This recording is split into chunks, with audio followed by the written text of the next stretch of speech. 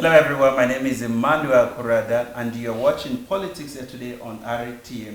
We've decided to do something very different. You're going to see faces that you were not expecting to see on this platform, but that is what changes are about, right? We like challenges, and so today we've decided to come together, myself and with somebody I called my mentor, my spiritual mentor, in the person of Akinkula Akinula. How are you doing, sir? I'm fine, and you? It's actually a great privilege for me being on this platform with you to discuss something we look like politics. And things like that. And I also believe it's a very great innovation that we're actually coming together, trying to sit together, trying to brainstorm, putting ideas together as to issues around the world. And I believe it's going to be a refreshing time and awesome time for us to actually discuss one or two things, enlightening one another and also to enlighten the viewers. And I promise you it's something of great note that you feel like, no, this is actually what it is, as we'll be discussing issues that are rising. Oh well, thank you. You can hear that for yourself. I don't need to tell you. He is a very, very, very articulate when it comes to how he uses his words. And today on Politics Today is a show where we bring a lot of stories that are taking place in some of these countries where the political tension might be high, might not be high, might just be the good things that the countries are doing, might be the tension between the countries, and then we'll be bringing those stories to you and we'll discuss them. Some of the controversial topics, actually, we'll bring in them on this show, and then we'll talk about it and we'll try to enlighten you and then proffer solutions to some of all these things that are happening in the world of politics. And sir, you and I are here in South Africa. Right? we've experienced a lot of attacks on foreign nationals. What they tagged xenophobic attacks. We've experienced that, and now the president of Nigeria visited South Africa. Just to try and mend the relationship, because there was this tension between the two countries about what is going to happen. We saw the reprisal attack from the Nigerian after what happened in South Africa. What do you think this visit will bring to these two nations? I think, from my own opinion and the way I see it, thank God we are in this country together, we see things for ourselves. I want to believe this is actually a good start. However, it may not profile a lasting solution. Okay. The reason why I said it may not profile a lasting solution is this. The government can be up there. Okay. They try to put things together, they try to put ideas together. Yeah. When it comes to the phase of implementation, we know that the government will just put laws and systems in place, but will the people adhere and accept it and follow suit?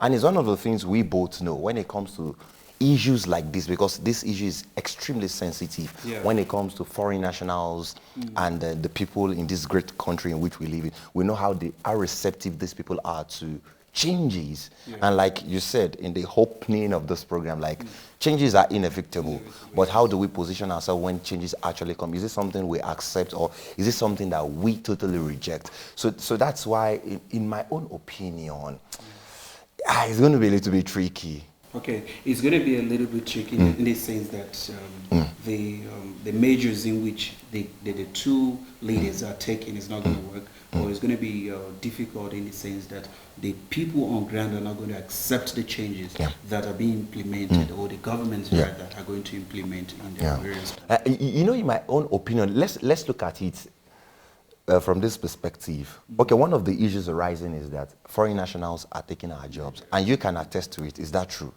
No. From where I'm sitting, no. From where you're sitting, no. From where I'm sitting as well, it's a no. Yeah. Why are we saying it's a no? Because most of the companies here in South Africa are operating in South Africa. Even if you put in your application, forget whether you studied here or not, whether you're from Harvard or wherever you're from, wherever, irrespective of the skin tone. Their priorities actually goes to South African citizens. Okay, let me give you a practical example. There is a company that I know of. They've been advertising a position up until today. The position has been there for more than 8 months. Are we saying we don't have foreign nationals that can fill in that position? Yeah, but they won't give it. But they won't give it. So how can we now come to a conclusion that foreign nationals are actually taking the jobs that actually belongs to South You're Africans. making a very interesting point, but I want us to really talk about it because this is where we're living. We understand the situation of things in the land in which we reside, and then we know how things are being done. We know how the government actually prioritize their citizens, which is a good thing. Yeah, you can't true. argue with them. That's right, yeah. Which is a good thing. So where is that idea coming from? The idea of foreigners are taking our jobs, the idea of foreigners are taking opportunities that belong to us. Where is that idea coming from? Okay, in my own opinion, this is how I see it, and which you will also attest to, is, you know, we're not trying to downplay on anybody's intelligence. We're not trying to say some people are lazy or this and this and this. Yeah. I think the idea from my own perspective actually comes from the minority. Because look at it, somebody actually working in a bank cannot come and say that foreigners are taking our jobs. You're working in a bank. Yeah. But there are some people that are unemployed. We won't lie about the unemployment rate in South Africa. But what are those people actually doing to be employed? If the government has actually laid down a platform that, okay, any company, whether it's owned by foreign nationals or locals, and you know that locals, they won't even take a foreigner. They won't take a foreigner, except on the grounds of permanent residence, and then you have wealth of experience, then they can absorb you. Now, look at it from that trend now. If we now follow the trend, the government has actually put it this way. This is the law of the land. Whether you're a foreign national that you own a business here, at least 80% should be the locals. Should be the locals. So now, if we now say that minority, which is 20%, are taking the jobs, even working to companies today, you won't see foreign nationals there. Okay, I get what you're saying, but there is another thing also I need us to look at. You have opinions of people who are highly educated and well employed, right? Also have the same views of these people who are on the street, who are not working, who are not even educated. Some of these people, you hear comments from them about foreigners taking their jobs and all that, and you get surprised, like, how can somebody who is well informed be making such comments? So where do you think, don't you think it's because of just the mindset and the how the foundation was laid? Yeah, right? Okay, yeah, true. You mentioned mindset. Thank God you actually mentioned that. Okay, going back to it, let's look at the case of the recent attacks on foreign nationals that happened. How many employed people were on the street, part of the mob? Yeah, yes, I get what you're saying. You see, you won't find it because those guys are at their place of work. So now, should we then call these that this is people, should we call these being politics being played? Why I say that is because we have people in government who make reckless statements that instigate some of these things that are happening. So in the case of that, like the last one was the worst. Extremely. Where we saw shops were being looted, shops were being burned, about 12 people died, and out of the 12 they said 10 were South Africans, which I personally, I doubt if that was the true account of what happened. But you know, they say it, and you have to accept it the way it is. So now you have these people in government making statements. The Deputy Minister of Police coming out and also made a statement that he made a few years back that also resurfaced on that time, where people were then talking about how can a leader make such statements? Such statements, you know, and then for people to also come outside and condemn what is happening. A lot of them were hiding. You know, a lot of them were also adding fire to it. And Minister of International Relations, Naledi Pandor, former Home Affairs Minister, also made comments that I found to be very, very absurd. She said something in the line of, if the Nigerian government want to help, the only way in which they can help is by stopping the people who want to come sell drugs in South Africa from coming. Now, first, I found so many uninformed comments. And, that's right. You know, because to me, how can you as a government know somebody who is leaving your country to go sell drugs in another land? It's highly impossible. That's right, for you to find that. But then for them to be making these comments. So now, to me, I feel this is where the problem emanates from. That's right. So now they are the ones that are supposed to be leaders and are making those comments. Then you're actually telling the person on the street that if my leader can agree with me then on these, what are we then saying then? you know, That's that's what right. I'm Yeah, saying. yeah, So true. the problem is not just about employment, but I think the problem has to do with the foundation. And let's go back to the aspect of foundation you mentioned, which is true, and also the mindset. We know that South Africa is actually a country that actually just came out from apartheid, but I feel the problem, like the mindset you mentioned, is things happens in life. Okay. What's my posture when things happens? Do I dwell there, Or would you or will I move forward? So the thing is that a lot of people are still dwelling on that. Like someone actually said to me, "Ah, you don't know what they did to us. We are still recovering after how many years?" So which means if you're still dwelling there, you can look forward. And any small thing that happens like this will trigger that sense that has been there. So it now goes back to the mindset. I have a theory, and it's not proven, but I will just put it out there. I think the government of South Africa started very well, right? Despite the fact that they were always crying about the things that were done to them in the past. Yes, we agree, horrible things were done to these people in the past, but a foundation also was laid for them to from there build and then start going forward. So I think along the line, the government lost it in the terms that, I mean, when it comes to management, they lost it. And what can we do then to make these people to have a shift of mindset? Is by us introducing something. What is that thing we're going to introduce? That the reason why we're not providing adequate jobs for you guys is because we have a lot of foreign influx in our country.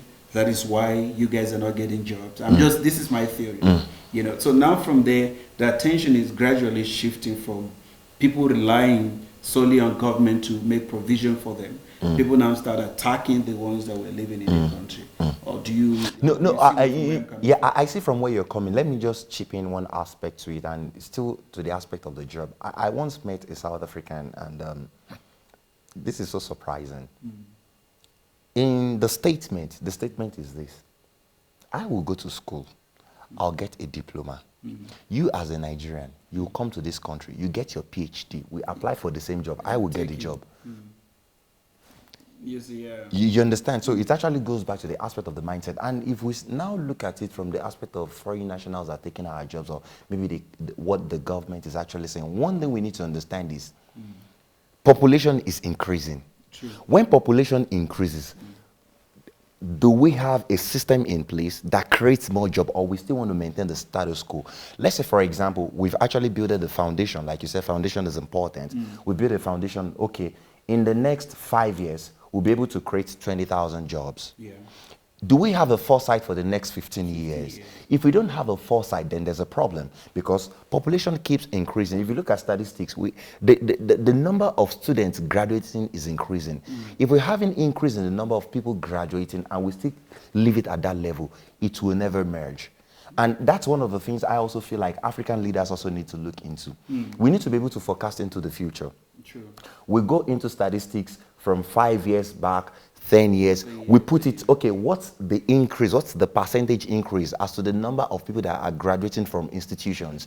So if it is 50%, then we need to know as a government, we need to make it at least 75%, so that when people are graduating, we won't have these issues of unemployment. So that's the reason why you see someone that is already hungry before, and you now do a little thing, or you make a reckless statement.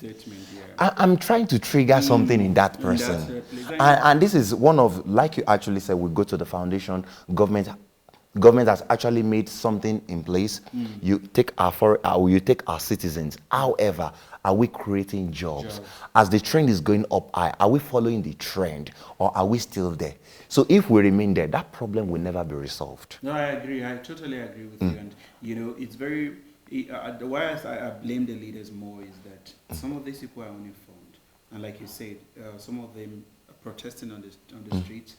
Some of them don't even have matrics. Yeah. You know, but when they hear that a foreigner is taking their job, they will stand up. Yeah. What kind of a job do you expect somebody like that to get? If you look at Nigeria, where we are coming from, it's a country where a lot of us don't rely on the government. No. You go to school. This one go to school. People, after finishing school, there are no jobs. They create jobs for themselves by making sure that they go in a place where there's nothing and they make something out of it. That's right, yeah. You know, and then that also has helped in taking the load away from government in That's some right, ways. yeah. Even though we have irresponsible government that is not providing for the people. But you need to understand that we building coming up, and now the generations that are coming, we're passing that on to them. To them, yeah. Truly, you don't rely on government. We don't even know what government is. We only hear about it in the news, and then because we've never experienced, there are no basic amenities that you can say, this is what we enjoy from the government. So if this government has been a government that, if this government is a government that I'd say to the people, you know, you have to empower yourself. That's right, You know, yeah.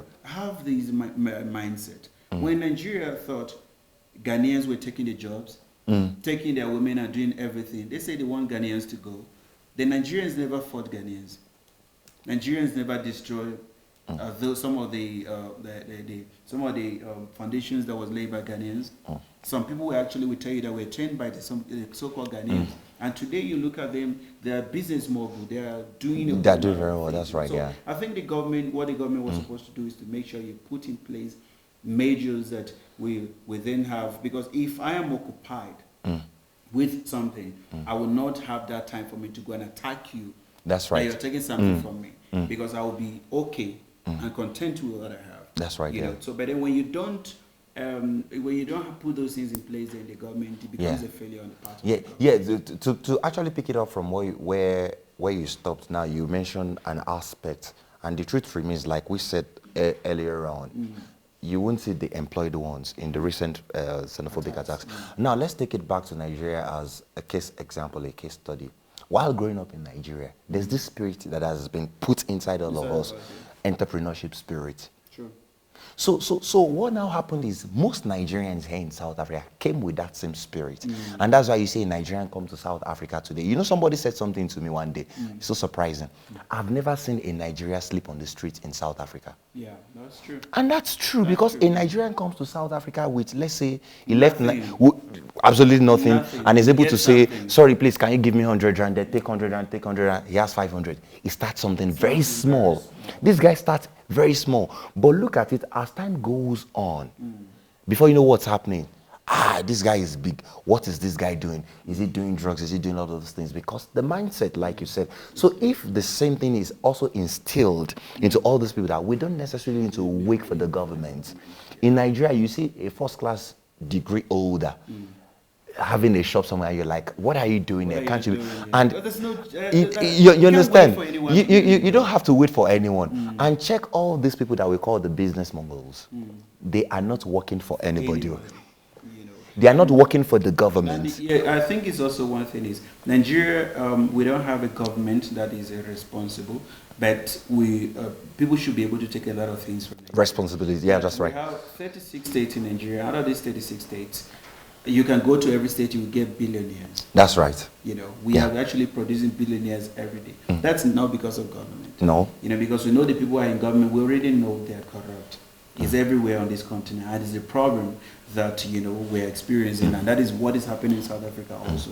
But if a government can be able to say to the people, this is the way we want to go, and this way, in the next 5 to 10 years, this is where we'll see you people be. Yeah. You know, the people, if they might not see it now, because a lot of people, when you're hungry, when you're hungry, you're actually an angry person. That's right. And the chances of you doing something that is not in accordance with the law are very high. So if you can be able to say to the people, okay, if you want this for now, this is what you can do for now, but in future, this is where we're going. Yeah. You know, you'll be able to build on that. Yeah. And like you say, if you have a vision as a leader, trust me, the world. Yeah, you know, to add on what you actually said, what you said is so profound. Now let's look at it. Most of the people we have in Africa here, so sorry to say this, our mindset and our focus is now. Now, that's true. What I can get now and now. But look at it in the Western world. Their focus is for the next 50 years. Okay, remember, let's take it back, like 2012 and some years back. The guys in power then, some people, I don't want to start mentioning skin tones and the likes, they started saying that with the rate of the population here in South Africa, if we continue with what we are doing, ESCOM, there will be load shedding. Are we not seeing load shedding? We're experiencing it now. We are experiencing it, but some people said it years back. And our focus is just now. So if as a people, the government can actually, okay, let's do it now. We know that there are immediate needs that needs to be met. In as much as we have immediate needs that needs to be met, do we have a forecast for future? Do we have 10 years plan, 20 years plan, 30 years plan, based on statistics, based on population? I want to believe if we have that system in place, most of all those things we are calling problems will never happen. Be a problem. And another thing also you need to understand also that I was saying to somebody is that we that know the truth, we know the reason why some of these things are happening.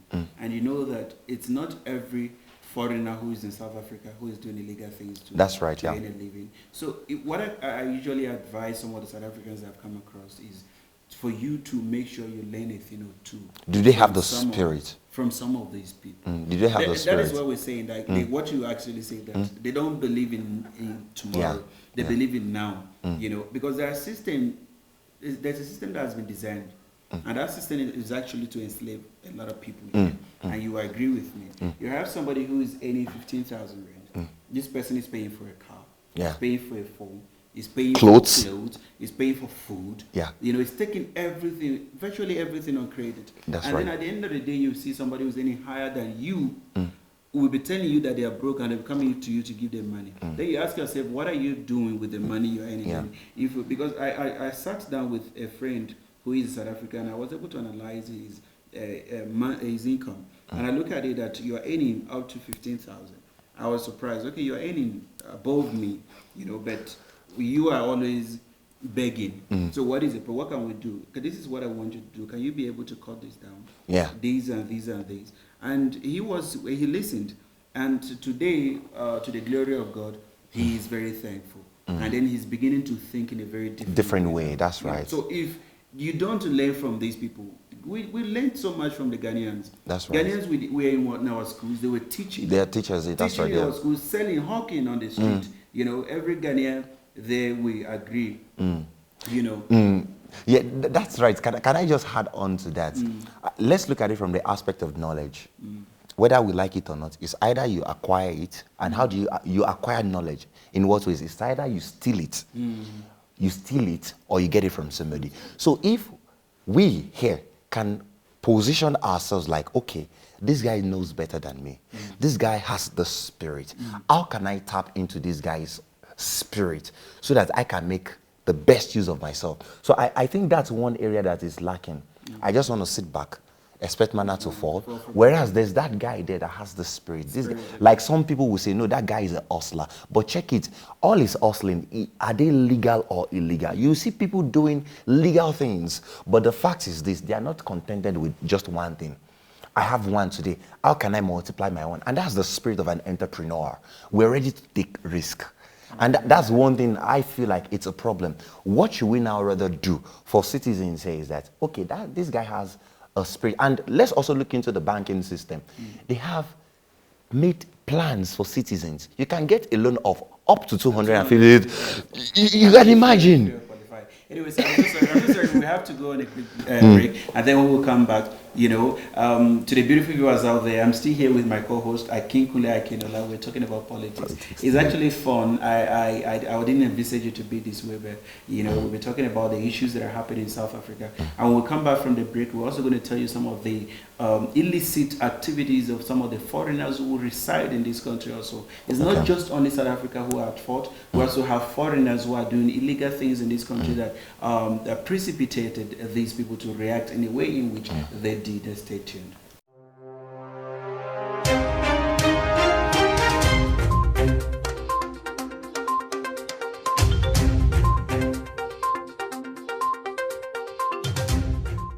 Welcome back from that break, and if you're just joining us, you tune into Politics Today with the host Emmy Akura Ada and myself, co-host Akikunle Akinola. We'll be discussing on issues here in South Africa as to the recent attacks on foreign nationals and also the aspect of job creation by the government. And now we're taking it a step further as to we're not blaming South Africans alone because we don't want to be biased. It's something that we need to actually balance. We look at, okay, what is this person's wrong? What is this person's wrong? Then how can we come to the center point to actually provide a solution to the issues on ground? And before we went on the break, you actually said something which is so true. We cannot shy away from. We have some foreign nationals that are doing illegal things. Yes. To start with, should that be permitted? It shouldn't.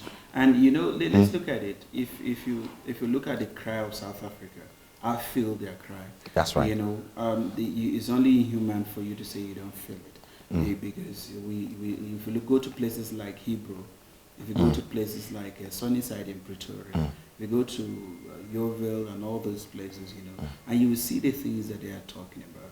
And it's very sad. It's sad in the sense that the same law enforcement officers or officials who are supposed to be in charge of these illicit activities taking place in all these cities that these people are complaining about, they are still the ones who are in support of it, and the ones who are backing them up. Undercover, you know, and not to, it's proven. It's not something that you can hide. You can go to those places and you see these things are happening. And I cannot allow you to come into my country. Nobody will accept it. That's right. Yeah. Will accept it. You go to America, you have to abide by what they say you should. If you are living in South Africa, you should be able to respect the land in which you live. You know, and that's what I'm saying. No, that's right. Yeah. The land can only bless you if you respect it. And if you don't respect it, you go there. Then the manifestation of that is what we're seeing now. That's right. Yeah. You know, the attacks on foreign nationals, the fight, the anger, and all that. And some of them complain that these people are very arrogant people. You know, they are very, you know, always trying to intimidate the people who owns the country. You know, those things are not what it should be. You're very correct. You know, President Muhammadu Buhari actually mentioned something that one of the mindsets which Nigerians carry is this: when you go to Rome, you behave like a Roman. Yeah. Apostle Paul said something. When I was in Rome, I behaved like a Roman so that I can actually win them. And I feel like there's actually been that level of disrespect from other foreign nationals. You come into a country, they have their systems and their procedures in place. They have the laws governing them. But you want to come from your own country. You want to impose your things your own way on them to do. And don't forget, this is a people that they actually came from apartheid. Some of them, the mindset is still there. Some of them, I don't know if you've met one or two people that by you just coming, they're just intimidated by your presence. This one is a foreign national, and the environment becomes tense. It's because some of them are still dealing with it. Some of them are still traumatized. We are not encouraging them that they should remain in that position. However, they need to move out of that position. But on the flip side, to foreign nationals, you don't go into a country and do what you feel is right. You need to abide by the rules and the regulations.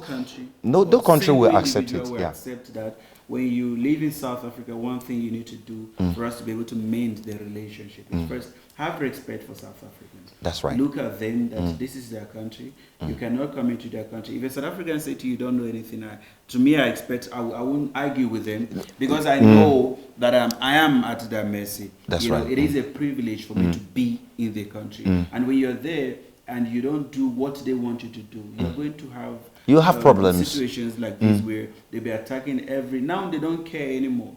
You know. So now you look at it, the moment you mention where you're from, Nigeria, you are a condemned person and sentenced straight to death by hanging because you are in Nigeria. And that is because of the experiences that some of these people have had, and some of them because of the things that they hear. So now what can we do as a nation to make sure that we repair that bad image in South Africa and the rest of the world? You see, in my own opinion, you can't come to my house and you dictate to me what I do in my house. True. You understand? So when you come to my house, if I say to you, this is the waiting area, you can't say you want to leave my waiting area and go to my bedroom. That's not possible. You stay in the waiting area. You wait for me to tell you to come, then you come, then we start talking as brothers. So if we lay that foundation like, okay, this is the way it is done, then let us follow the way it's done. The scripture also says you have to obey the laws of the land. It is when you obey the laws of the land that you get the benefits of the land. But if you do otherwise, then whatever consequences come, you're just left with it. So I feel one of the things we need to look into, measures needs to be taken. True. Measure needs to be taken, and this is it. If anyone is found guilty, we don't paint the whole nation or every other foreign nationals in that country from that particular country the same. We don't use the same paint. Crime does not No. Let's start with individuals now.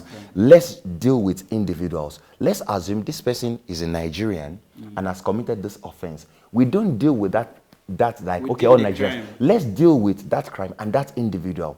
If the law of the land says if you do so and so, this is the consequences. You face the consequence. Not the consequence won't go on other foreign nationals, because if we look at it today, go to most of the universities here in South Africa. I'm telling you, the professors there, the professors, the lecturers there, we have higher percentage of foreign nationals being lecturers in those universities. These are the people that are actually instilling discipline and actually teaching some of all the South Africans. So we can't say that all Nigerians are bad, all Congolese are bad. But don't you think also, you know, there's this argument, this is a point, and it's an argument also that has been going on with a lot of people that we have where they behaved and where, important Nigerians who are doing very well in South Africa. And then you look at it also, South African wants people who are doing good. That's right. And they will appreciate those who are doing good. So if the rate of people on the street of Hebrew, on the street of Yeovil, Berea, Sunnyside, places like that, yeah. In South Africa, that Nigerians are doing drugs, that is actually not good to the youth that are coming out in South Africa. Yeah, don't you think they will condemn that more than if talk about those who are doing it? Because everyone wants to. You see, the truth of the matter remains this: in every scenario, bad is evil spoken of than the good. We so many times, okay, let's say for example, you and I now, if let's say we want to start giving accolades and the things like that, maybe for whatever reason, I tend to dwell more on the wrongs you've done. I tend to forget the right things you do. And we are not saying that what these people are actually doing is right, because let's look at it. So many lives have been destroyed. True. So many lives. And do we fold our hands and say, okay, these people should continue? Drastic measures needs to be taken.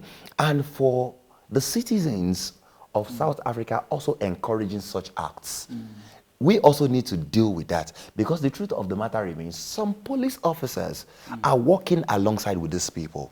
Because you can't get the boldness to come into my house if all my security measures are in place and you want to do anyhow. Let's say, for example, in my house, let's say I have about 10 dogs on serious guards. If those dogs of mine, if they're not taking bribes from you, like you give them bones, they wag their tail at you, you give them meat, they do like this. The moment you keep doing that to you, they become your friend. If we can set it, the standard remains the standard. And don't forget, police officers are well paid in this country. If things like that are actually dealt with from the grassroots, then we won't see citizens of this great country also conniving or joining forces with these people. If we get somebody, you dealing drugs, you face the law, you face the consequences immediately. But now we see it in this way: there's bribery, there's corruption everywhere. The point remains this: I give bribe to you, you accept. We are the same thing. There's no difference. If I give bribe to you and you say no, you hold me by my hand. Why are you giving bribe to me? Have you forgotten that it is not lawful for you to give bribe? So if we have people that can stand and say, no, this is not right, then I'm telling you, we will deal with this issue from grassroots. And before you know what's happening, Operation Sweep the Nation is going to happen. And then, because, a chief in KwaZulu-Natal came out actually and said that, the solution to this problem is not about just the two presidents meeting. It is about going to the grassroots. And then you tackle the problem from there, because some of these kids are growing up with, Nigerian, I'm a Nigerian. The moment you hear that in Nigeria, some of them think like there's a Satan standing at their door. That's right, They see they're going to open their ground and go in. And the parents are also they're instilling those ideas in these kids that are just coming out. The realize that when you're going to school, I met a lot of them, and they'll say, when you're going to school, your parents say to you, please, when you go to the city, don't stay away from those Nigerians, before they will give you drugs and all. You're very correct. Can I add my personal experience? While in school, I have some friends that, project and work will always bring us together. Say, I heard that all Nigerians are rich. I said, Nigerians are rich, yes. I heard that they sell drugs. Where are the drugs? Can I see drugs? And I'm like, What are you trying to tell me now? No, we hear that all Nigerians, they deal drugs. And I'm like, if you hear all Nigerians are dealing drugs, that does not say I deal drugs. Yeah. We are in this class together. We resume school from 7 a.m. At times we were still in class till 7 p.m. Do you see me do all of these things? Okay, come, let's go out. Come and buy food for us. You are not a Nigerian. And I'm like, why would you say I'm not a Nigerian? He said, everywhere we've seen Nigerians, they spend money like this. And we look at, is this our money? He said, they go to the club, you see bottles everywhere. And you cannot even buy me a food of 50 rand. I said, where will I get a food of 50 rand from? If I don't have, I don't have. You don't have, yeah. You're not supposed to live under any pressure or try to impress anyone, you know, and that is what a lot of us are failing to understand also. This thing is both ways, like you say. Yeah. We have to first be impartial when we're dealing with things like this. That's right, We have to look at it from the South African aspect, look at it from the Nigerian aspect also. So we'll be able to, at the end of the day, they will provide a solution that is everlasting solution to the problem at hand. And you look at what is happening in South Africa. I was out there sometimes, like you say, it is true. You look at people and they look at you. I told one person at some stage that, you know, the only time I know that drug or cocaine is why they see it on television. And the person said, I know you're lying. Yeah. So there's nothing. I don't have to justify myself. I know who I am. You know? So I don't have to justify myself. If you think that every Nigerian is like that, man, all well and good for you. I used to fight. I'm telling you, I used to fight for me to every now and then justify myself. And I bet, no, it's not everybody in Nigeria. How can you say a country with 200 million people, every one of them is corrupt and is a drug dealer? And I would try to, but then it got to a point where a friend of mine once, who is a South African, called me and they say, Emmy, just stop trying to defend it. Because the more you try to defend it, you're bringing out something. So just leave it. Just leave it. So I decided, you know what, I'm not going to for me to defend myself or defend where I come from. So now, sir, what do you think we can do for us to police ourselves? Police ourselves in this nation. Police in the sense that if you are now living in a community where we see some of these illicit activities taking place, then we report these activities or we try to expose it in a way in which these things will never happen again. You see, one of the ways is what you actually mentioned. When we see events like this or things like these issues of drugs, we need to quickly voice out. Okay. And we still go back to it both ways. If there are no people buying drugs, there won't be business for the people selling drugs. True. So now we now look at it. If we can work on the people that are into drugs, proper rehabilitation for them, and after rehabilitating them, and we'll try as much as possible to put a standard in place that they won't go back into it. And don't forget, the problem in this country is not drugs only. We know of alcohol. That one is alcohol is number one. Bed is legalized. It's legalized. Yeah. So we now look at it both ways. The people buying and the people selling. We need to bring both to books, and we know the people buying are people from here. The people selling are from there, because the fastest way to make money is to do this. The fastest way. And don't even forget that we even have some people of this country that they weren't even financing that business. They weren't giving to all these people we're talking about to go sell for them. So one of the things I feel like we do is we can all work together as one. When you see an activity like that, 10-111 is just there for you. Another thing a lot of people have complained about also is that when some of these people, they report them, and the police that you report, they take bribes, goes back to that person and say, this is your brother that reported you to me. And then your life then becomes, you know, your life is at risk now. You know? So it's very, very difficult. First, I think they just need to, make sure that the law enforcement agency, they need to make sure that we have those who are not corrupt. Yeah. You know, because you have those who are corrupt. Trust me, the chances are that you arrest somebody today, tomorrow that he's out again. Out on the street. That's right. But then, because you can't tell me that they don't know these things are happening. They know. And they don't know where these things are happening. They know. They know very well that in some of these places, these activities are taking place. Why can't we then rid these cities of all these things that are happening? Yeah. Going back to what you actually said is the truth. We've heard of scenarios like that. Your brother said you're doing this. Your brother gave me 10,000 rand to come and arrest you. If you bring 30,000 and the guy produced the 30,000 immediately, and he let go. So now let's bring it back to the aspect of the intelligence now. I think from the law enforcement agent, like you actually said, and what we've been saying, like I say, you come to my house, you give my dogs bone. If my dogs have been trained in such a way that they don't take anything from anybody they don't know, even if you put all the bones in the world, my dogs won't eat the bone. You understand? So if we now look at it from that aspect, that we now need law enforcement agencies and officers that are strict. Yes. They are ready to obey the laws of the land, irrespective of how much you throw to them. And having them be monitored, because it's also very good to monitor them. If we have that in place, now everybody dealing drugs or anybody buying drugs now have this consciousness now that the police officers in town now, if you give them money, they don't accept. The moment you offer them money, if you're supposed to do 10 years, you do 20 years by offering. So now, if that consciousness now comes on everybody that, now, if you try to bribe your way, you're done for. You may not even come out. I think also the final, for me, this is my parting shot. I think also is, if there's going to be harsh punishment, to the offenders, I think it also it will help. That's right. Yeah. Because some of them just, you arrest them today, tomorrow they're out. That's right. And if those things are not being put in place, trust me, we're going to see something in South Africa that we've never seen before. The xenophobic attacks that we see right now, trust me, it's not going to stop. It will only stop if these things are being taken drastic care measures are being taken care of. If we don't experience that, then trust me, we're not going to be able to. The two presidents can sit in Union Building in Pretoria or in Aso Rock in Abuja, sit and then exchange coffees, drink, have whatever it is that they want to have.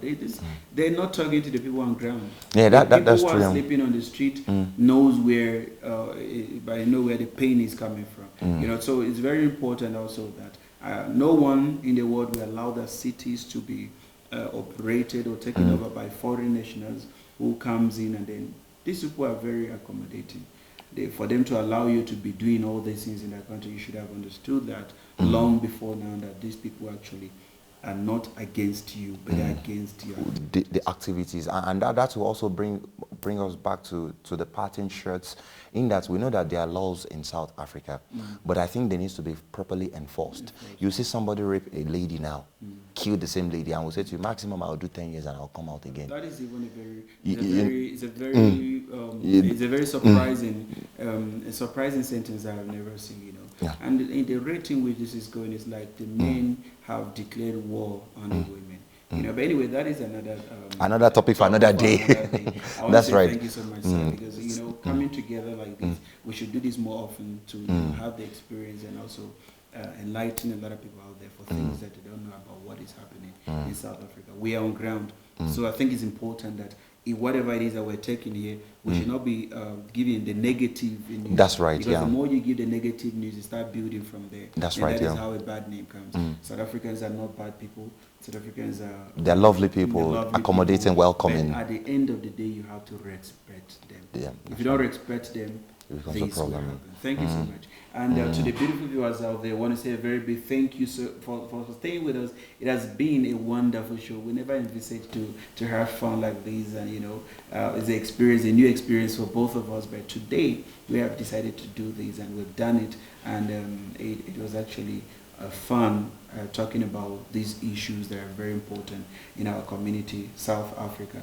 Whether you like it or not, if you pray for South Africa, the land will favor you. If you don't pray for South Africa, trust me, it won't favor you. And then at the end of the day, you have all kinds of stories about South Africa. But let all of us keep on praying for South Africa, for the entire African continent, for Nigeria, and everyone who is going through a lot out there. Thank you. Until we come your way again, it is bye-bye.